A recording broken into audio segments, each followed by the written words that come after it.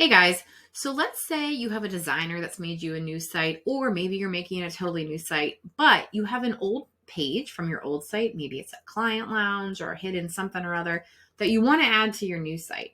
So I'm going to show you how to import a page from a different site in your Showit account and add design settings from the current site. It's a super easy hack. Let me show you. All right, so if we're in Showit, select whatever your new site is that you want to import your old page. This is a former client of mine, and she really wanted to bring in two different investment pages that she had from her old site. Well, I created a totally new site for her, so I didn't have those pages in this site.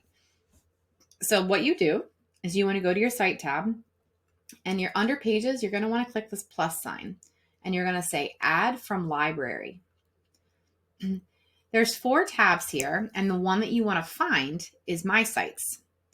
And now you can see all the different sites that are in your Showit account. So what I did was I went to her old site, which I believe is this one, and I selected her wedding offerings guides page. Nope, this is her current site. Hold on. All right, so I went to her weddings offerings guides. All right, so this was her old wedding offerings guide, and she wanted to have this in her new site, okay?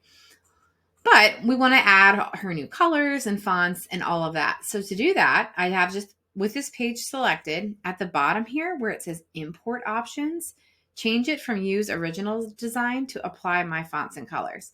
Now, it's not going to be perfect. It's literally going to change the colors and fonts to be whatever your new design is, but at least it's a start. And so I said add.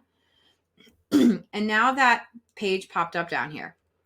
And then you can go in here and you can just tidy things up, and everything's already in your brand colors and fonts. It just obviously needs tidying up. So I did tidy this one up, and this is what it ended up being. So it was a lot less work for me because I didn't have to go in and individually change each font. I just had to change some colors and sizing and align stuff. So that is how you import a page from one of your other sites into a new site.